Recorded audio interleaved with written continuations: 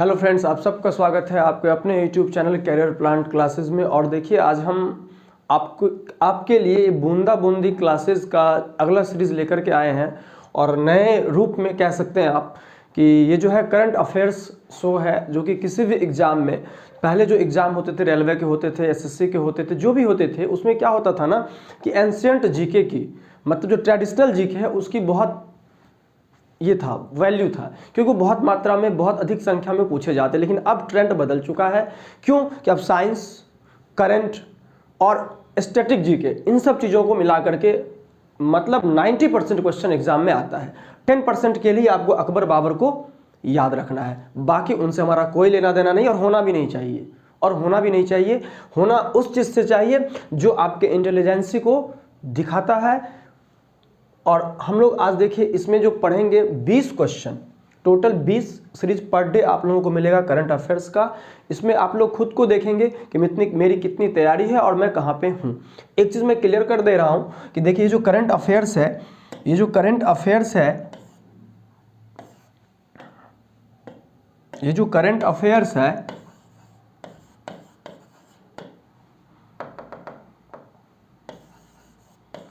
Current affairs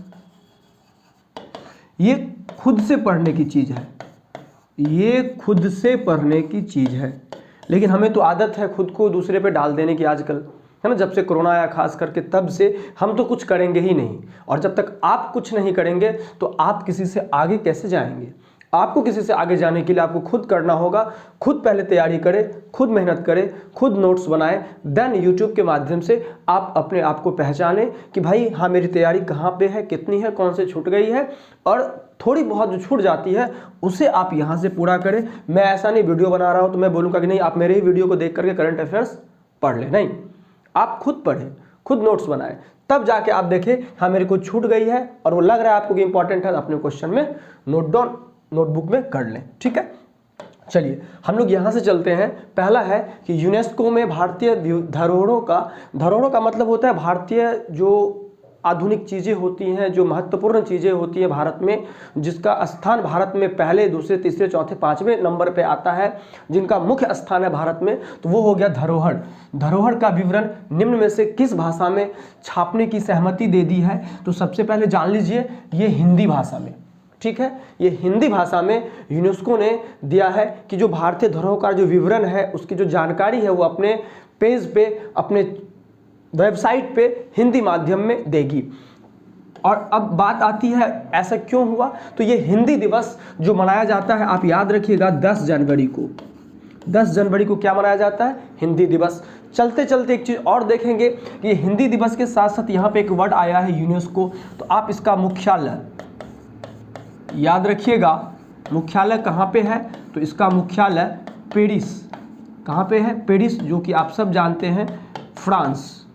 Paris सब जानते हैं कहाँ पे है? फ्रांस में है। चलते चलते याद रखना है कि इसके अध्यक्ष कौन है। अध्यक्ष कौन है? तो इसका अध्यक्ष है आंद्रे अजोले। ठीक है, इसके अध्यक्ष कौन है? Andre Azoulay. तो यूनेस्को के द्वारा भारतीय धरोहरों का विवरण किस भाषा में? हिंदी भाषा में 10 जनवरी हिंदी दिवस के मौके पे किया गया। अब हम लोग एक चीज़ और देखते हैं कि भाई ये चूंकि विदेश से मामला है, तो विदेश मंत्री हमारे कौन है? तो आप सबको पता है एस जयशंकर। कौन है हमारे विदेश मंत्री? विदेश मंत्री कौन है हमारे? एस जयशंकर, सुब्रमण्यम जयशंकर। अब ये जो 10 जनवरी को जो हिंदी दिवस था, इसका जो आयोजन किया गया था यूनेस्को के मुख्यालय में, यानी पेरिस में जो किया गया था, उसकी अध्यक्षता किसने की थी? तो वो की थी मीनाक्षी लेखी। मीनाक्षी लेखी, जो कि वर्तमान में क्या है? विदेश राज्य मंत्री है। विदेश राज्य मंत्री है। तो इतने सारे क्वेश्चन का आपके यहाँ से हो गया कि विदेश मंत्री एस जयशंकर, मीनाक्षी लेखी हमारी विदेश राज्य मंत्री है, और इन्होंने ही यूनेस्को में हिंदी दिवस पे कार्यक्रम का आयोजन किया था, और जहाँ पे इन्होंने अध्यक्षता की थी। किसने? मीनाक्षी लेखी ने, विदेश राज्य मंत्री है जो हमारी। और 10 जनवरी को विश्व हिंदी दिवस मनाया जाता है। मुख्यालय पेरिस, किसका?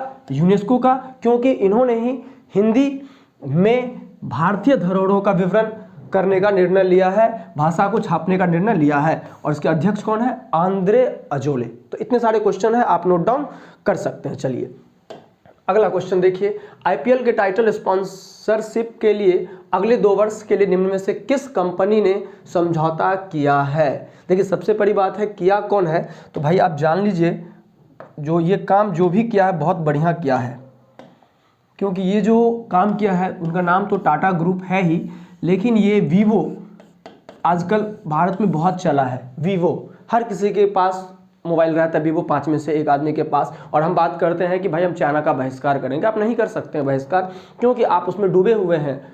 कारण हम खुद करते नहीं हैं, दूसरों पे आश्रित होते हैं। और जो अभी हम बोले हैं जस्ट पहले, तो ये टाटा ग्रुप ने क्या किया है, इस वीवो कंपनी को रिप्लेस कर इन्होंने एक काम, देखो एक काम बढ़िया हुआ भाई हमारे भारत में, इन्होंने वीवो कंपनी को, और ये कंपनी कहाँ है, जैसे बढ़िया काम की बात करेंगे तो ये तो भाई कहाँ का हो सकता है, या तो चाइना या फिर हम तो नाम नहीं लेंगे, आप समझ गए होंगे, ये चाइना या फिर वहाँ ऐसे किसी चीज़ों को हम अपने भारत से अगर रिप्लेस करते हैं तो हमें बहुत ही अच्छा लगता है, हम भारतीयों को गर्व होता है कि हमने कुछ अपने दम पर किया, हासिल किया और कुछ कर सकते हैं। तो ये टाटा ग्रुप ने क्या किया कि ये आईपीएल का जो टाइटल स्पॉन्सरशिप था जिसका विरोध भी हुआ था पिछले साल, तो इन्होंने क्या किया, वीवो को रिप्लेस कर दिया, वीवो को हटा दिया, और ये स्पॉन्सरशिप किसको मिला, टाटा ग्रुप को मिला। और ये टाटा ग्रुप के चेयरमैन कौन है, तो नटराजन शेखरन कौन है, इसके चेयरमैन है, किसके, टाटा ग्रुप के। ठीक है, याद रखिएगा। चलिए आईपीएल 2022 में अभी जस्ट होने वाली है। अब है संयुक्त राष्ट्र ने चालू वित्त वर्ष में भारत की आर्थिक वृद्धि दर निम्न में से कितने प्रतिशत रहने का अनुमान लगाया है, तो याद रखिएगा ये 6.5%। 6.5% याद रखिएगा, इन्होंने अनुमान लगाया है, किसने, संयुक्त राष्ट्र ने अनुमान लगाया है कि भारत की जो आर्थिक वृद्धि दर है, इकोनॉमिक ग्रोथ रेट है, वो कितना रहेगा, वो 6.5% रहेगा। ठीक है, चलते हैं आगे।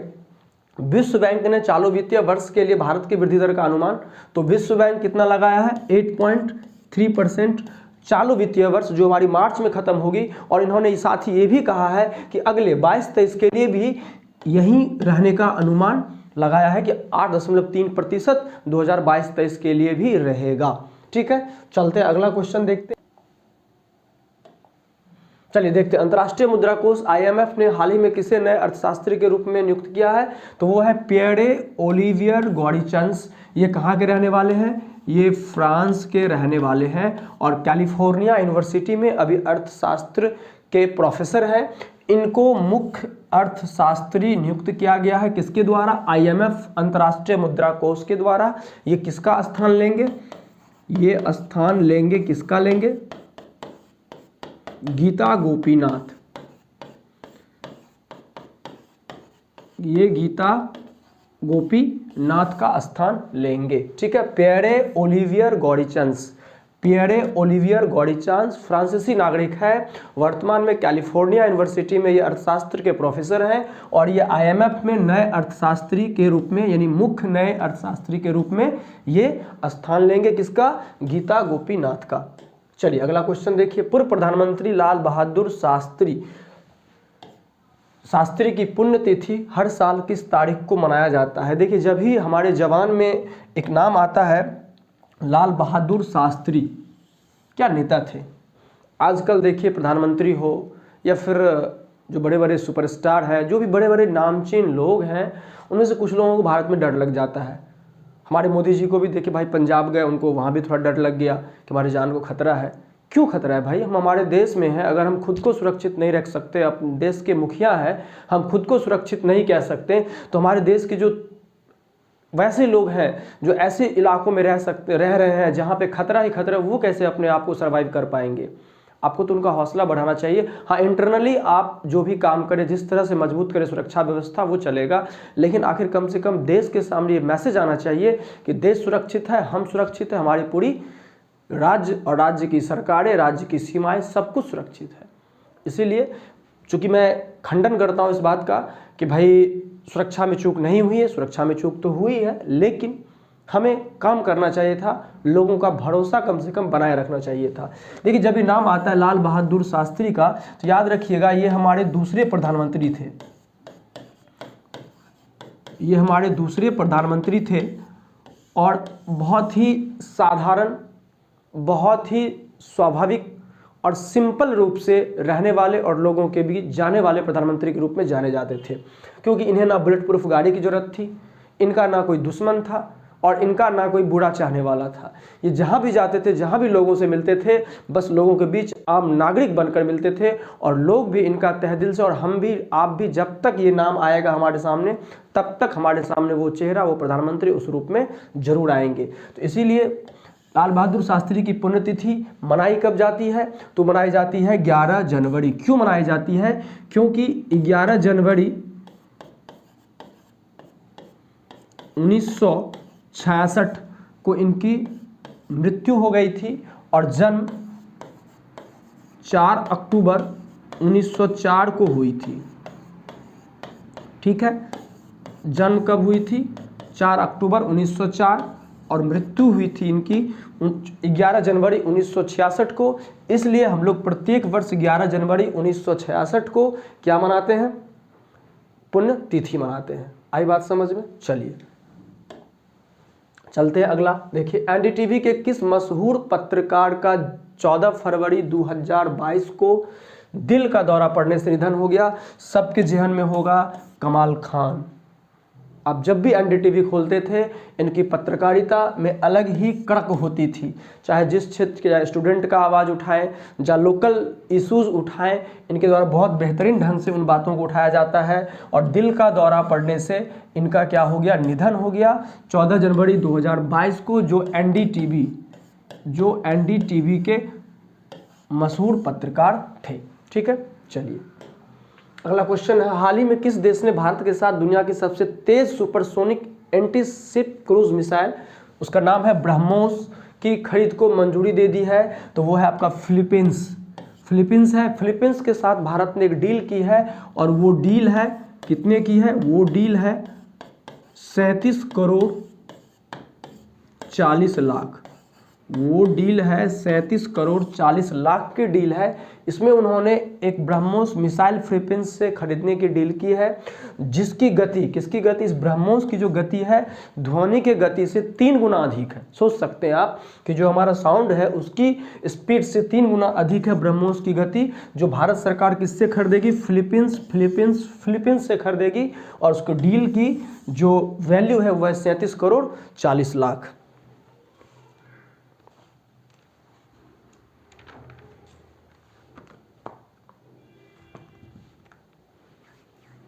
ठीक है, चलिए अगला क्वेश्चन देखते हैं। अगला क्वेश्चन है, हेनले पासपोर्ट इंडेक्स 2022 में भारत को निम्न में से कौन सा स्थान प्राप्त हुआ? तो याद रखेंगे 83वां स्थान प्राप्त हुआ। भाई कभी हमारा भारत एक नहीं बनता है, कारण हम हमेशा 3 और 4 नंबर काम करते रहते हैं। कैसे करते हैं? आप देखते हैं, जिस हस्तियों को, जिस लोगों को भारत की आवाज़ बुलंद करना चाहिए वो इसका नाम डुबाने का काम करते हैं। वो बड़े बड़े प्लेटफॉर्म पे आके बोलते हैं हमें भारत में असुरक्षा लग रहा है, असुरक्षा का भावना मेरे मन में आ रहा है। तो खैर कोई बात नहीं है, 83वां स्थान प्राप्त हुआ है। इसके अंतर्गत भारत को एक फैसिलिटी मिलती है कि 59 देशों में बिना वीजा के वो यात्रा कर सकते हैं। तो पहले स्थान पे कौन होंगे? तो पहले स्थान पे जो है वो जापान और सिंगापुर है। पहले स्थान पे कौन है? जापान और सिंगापुर है। और ये 192 देशों की यात्रा बिना वीजा के कर सकते हैं। हालांकि ये क्वेश्चन आएगा नहीं, लेकिन जानकारी के लिए ये रखिए। लेकिन ये डायरेक्ट क्वेश्चन आ सकता है कि हेनले पासपोर्ट इंडेक्स 2022 में भारत का स्थान कौन सा है? तो आप कहेंगे 83वां स्थान। ठीक है, चलते हैं अगला क्वेश्चन। देखिए, असम सरकार ने हाल ही में किस नेशनल पार्क का आकार बढ़ाने का फैसला किया है? तो वह आपका ओरंग नेशनल पार्क। ओरंग, ये सभी जो हैं वो आसाम के हैं, लेकिन उसके साथ साथ ओरंग नेशनल पार्क का उन्होंने आकार बढ़ाने का किया, जो 3 चरण में होंगे। कितने चरण में होंगे? 3 चरण में। ये मुख्य रूप से जो है वो गेंडा का आवास स्थल है।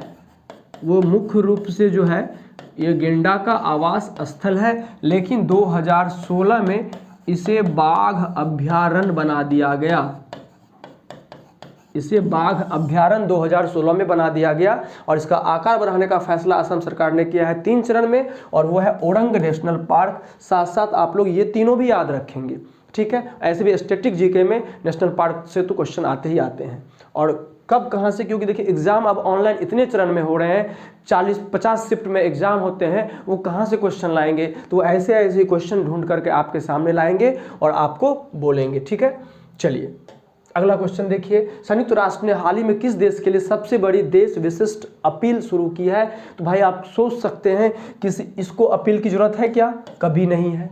चाइना को है, कभी नहीं है, ये तो समझ सकते हैं आप। भारत, भाई हमारा भारत, इन्हें भी कभी नहीं है। हमारे देश के लोग काफ़ी स्वाभिमानी होते हैं, कुछ एक तुच्छों को छोड़ करके बाकी सभी बहुत स्वाभिमानी होते हैं। ये जरूरत है अफगानिस्तान में, क्योंकि ये अभी किसके गिरफ्त में है, ये अभी तालिबान के गिरफ्त में है। तालिबान की सरकार वहाँ पे काम कर रही है और संयुक्त राष्ट्र के द्वारा यहाँ की स्थिति बहुत ही खराब है, जहाँ की बैंकिंग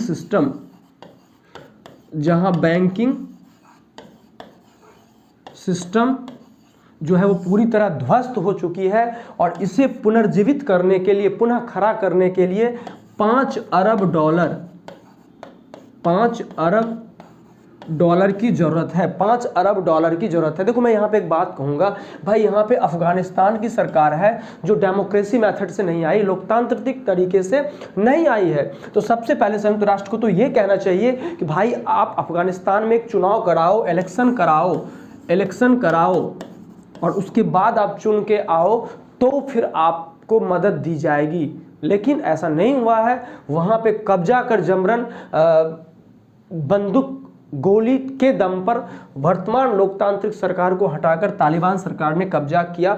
लेकिन इनकी मदद होनी चाहिए, तब होनी चाहिए जब ये लोकतांत्रिक तरीकों को, जिसकी बात पूरी दुनिया करती है, उसके आधार पर ये चुनकर आती है। अफगानिस्तान में ऐसा नहीं हुआ है। हम इन्हें 5 अरब डॉलर का देंगे, कल के डेट में वो बड़ा से बड़ा मिसाइल खड़ा कर लेंगे और मनचाहे तरीके से, क्योंकि कुख्यात का दिमाग हमेशा कुख्यात ही होता है, वो कभी अच्छा नहीं सोच सकता है, बुरा बुरा ही सोचेगा। जो कि जब सरकार में आया था तो बहुत लोग कयास लगाए थे कि सुधर जाएंगे, लेकिन ऐसे ऐसे कारनामे, ऐसे ऐसे पोस्ट वायरल हुए हैं कि कह सकते हैं कि ये सिर्फ सरकार बनाई है, ये सरकार नहीं बने हैं। इन्होंने सिर्फ वहां पे सरकार बनाई है, सरकार नहीं बने हैं। और सरकार आप जानते हैं हम किसे कह सकते हैं, उसकी परिभाषा क्या होती है। फिलहाल आप जान लीजिए, अफगानिस्तान की हालत बहुत दयनीय है, ऐसा संयुक्त राष्ट्र ने कहा है। वहाँ पे बैंकिंग सिस्टम पूरी ध्वस्त है, उन्हें 5 अरब डॉलर की आवश्यकता है, और जो उन्हें संयुक्त राष्ट्र के सदस्यों के द्वारा दिया जाना है, ठीक है। चलिए अब आप जान सकते हैं क्या सब काम हुआ है विदेशी जमी पे। अब आता है माया एंजेलो, किस देश के सिक्के पर दिखाई देने वाली पहली अश्वेत महिला बनी है। तो वह है आपका अमेरिका। वो कौन सा है, अमेरिका। अमेरिका के टकसाल ने सिक्के के एक तरफ अमेरिका के पहले राष्ट्रपति जॉर्ज वाशिंगटन, अमेरिका के पहले राष्ट्रपति जॉर्ज वाशिंगटन का फोटो है, और दूसरी तरफ माया एंजेलो का फोटो है, बाज के साथ है। किसके साथ है, बाज के साथ है। जो अश्वेत महिला है उनका देकर के अश्वेत महिला का स्थान प्रमुख करने के लिए, महत्व देने के लिए यह काम किया गया है। आई बात समझ में, अमेरिका। चलिए अगला क्वेश्चन है, सुप्रीम कोर्ट ने प्रधानमंत्री की पंजाब में है सुरक्षा चूक के लिए पैनल का गठन करके उसका अध्यक्ष निम्न में से किसे नियुक्त किया है। सही बात है, जांच तो होनी चाहिए अगर कुछ भी होती, क्योंकि जब एक देश के प्रधानमंत्री असुरक्षित हैं तो उस देश के नागरिक अपने आप को बहुत ही असुरक्षित महसूस करेंगे।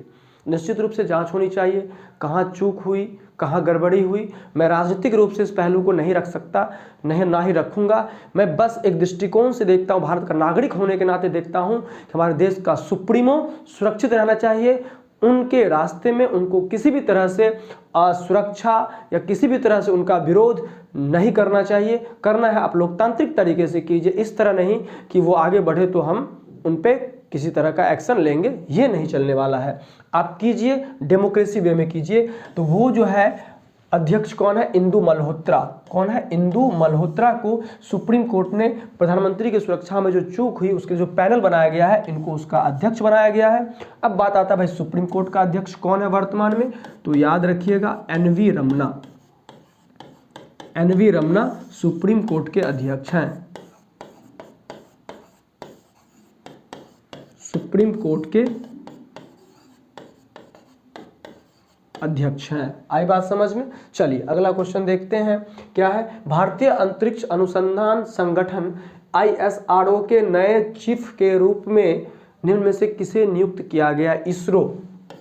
इसरो आपको अच्छे से याद होगा, क्या याद होगा? आपको याद होगा K-Sivan है कि नहीं है, जिसके लिए हम लोगों ने 2 दिन तक लगातार न्यूज़ चैनल पे देश के लोग प्रार्थना कर रहे थे कि हमारे द्वारा जो मंगलयान मिशन लॉन्च किया गया था वो पूरा हो जाए, लेकिन 90% काम होने के बाद हम उसमें असफल हुए थे। लेकिन इन्होंने बहुत ज़बरदस्त काम किया था, तो इन्हीं का स्थान लेंगे और वो लेंगे एस सोमनाथ। कौन लेंगे? एस सोमनाथ इन्हीं का काम लेंगे, जो अभी भाभा एटॉमिक रिसर्च सेंटर में निदेशक के रूप में काम कर रहे हैं। वो किनका स्थान लेंगे? K-Sivan का स्थान लेंगे।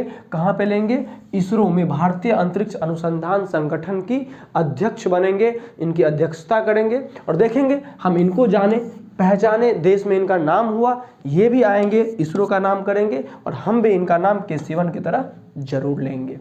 जो देश के लिए काम करेगा हम तो उसका नाम लेंगे भाई, और जो देश के लिए काम नहीं करेगा सोच लीजिए फिर। टोक्यो ओलंपिक में कांस्य पदक विजेता मुक्केबाज लवलीना बारगोहेन को किस राज्य सरकार ने DSP पद पर नियुक्त किया है? तो यह है आसाम की सरकार। आसाम की सरकार ने इसे दिया है, DSP पद दिया है, क्योंकि इन्होंने टोक्यो ओलंपिक जो पिछले साल हुई थी वहाँ पे ब्रॉन्ज मेडल जीती थी, ब्रॉन्ज मेडल जीती थी, हमारे देश का नाम रोशन किया था।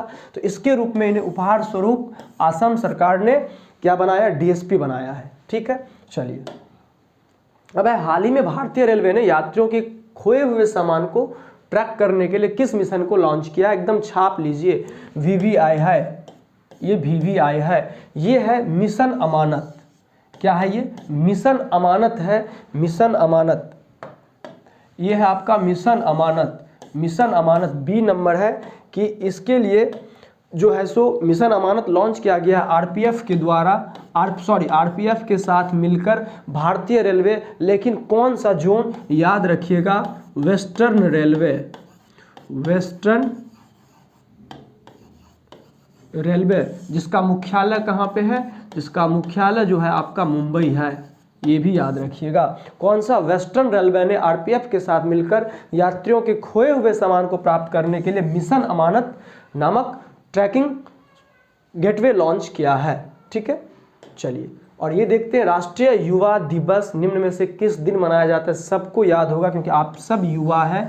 12 जनवरी, जिसे नहीं याद होगा वो युवा ही नहीं है। 12 जनवरी को मनाया जाता है। क्यों मनाया जाता है?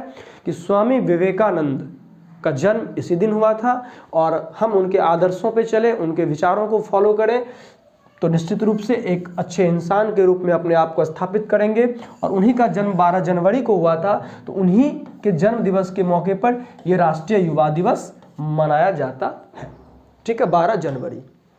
अब भारत सरकार ने हाल ही में जीवन बीमा निगम में कितने प्रतिशत प्रत्यक्ष विदेशी निवेश डायरेक्ट की अनुमति देने का निर्णय किया है ना, फॉरेन डायरेक्ट इन्वेस्टमेंट।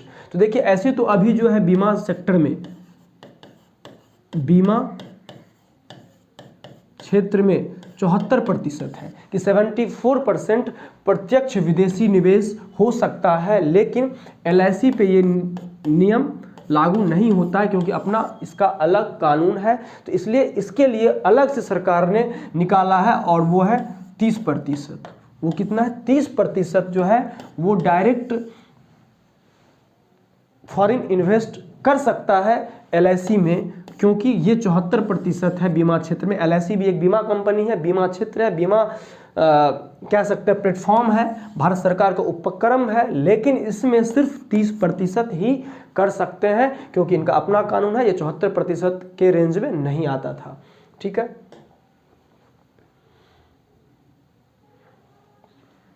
चलिए ये क्वेश्चन देखते हैं। हाल ही में किस देश के मैरीलैंड अस्पताल में डॉक्टरों ने एक मरीज की जान बचाने के लिए आखिरी प्रयास में एक सुअर के दिल का प्रत्यारोपण किया? भाई कौन हो सकता है? आप एकदम कहेंगे अमेरिका। ये नकारा तो हो ही नहीं सकता, क्योंकि इसे तो सिर्फ जान लेना आता है, इसे तो सिर्फ जान लेना आता है। बचाने वाले हैं, लेकिन इसमें से ये काम इन्होंने किया है और इन्होंने एक सुअर का दिल का प्रत्यारोपण किया है। अब उनका डीएनए मैच कर रहा था तो उससे इस व्यक्ति की जान बचाई गई है। ठीक है, चलिए और ये लास्ट है। अमेरिकी राष्ट्रपति जो बाइडेन ने किस देश में अमेरिकी राजदूत के लिए एरिक गारसेटी को मनोनीत किया है? तो याद रखिएगा, भारत में अमेरिका के अगले राजदूत जो होंगे वो एरिक गारसेटी होंगे, एरिक गारसेटी होंगे, जिसे जो बाइडेन जो अमेरिकी राष्ट्रपति है उन्होंने मनोनीत किया है, नियुक्त किया है भारत के लिए। आई बात समझ में? तो ऐसे 2020 आपको पर डे मिलेगा, आप इससे रूबरू रहें और बेहतरीन ढंग से एक मंथ में अगर मैं 20 रोज़ देता हूँ तो 20 गुना 30 कर दीजिए, 600 आपको एक महीने मिलेगा। तो गारंटी रखिए और आप, मैं फिर बताता, आप खुद से पढ़ें, खुद से तैयारी करें। ये 600 एक्स्ट्रा अलावा होनी चाहिए। वैसे आपके बैंक में जाना चाहिए जहाँ से आपने बहुत सारे धन, बहुत सारे करंट अफेयर्स पहले से जमा कर रखे हैं, उसमें अगर ये 600 जुड़ जाएंगे तो बिल्कुल 100% मार्क्स इस सेक्शन से करंट अफेयर्स से आप उठा सकते हैं। ठीक है, चलिए उम्मीद करेंगे आपको वीडियो अच्छा लगा होगा तो वीडियो को शेयर और सब्सक्राइब जरूर कर लीजिएगा, क्योंकि हम बहुत ही ज़बरदस्त तरीके से बूंदा बूंदी चीज़ों आपके पढ़ाई के क्षेत्र में हम भरेंगे और फिर एक समंदर का निर्माण होगा। फिर तो उस लहरों को रोकने वाला कोई नहीं हो सकता है। चीर के हम एकदम नौकरी के सीने में गुफा बनाएंगे अपने लिए, एकदम चीर करके। तो याद रखिए, जुड़े रहिए हमारे साथ करंट अफेयर्स शो में और साथ ही साथ बहुत सारी चीज़ों जो आपके लिए उपयुक्त होगा हम लेकर के आएंगे। तब तक के लिए थैंक यू, बाय बाय।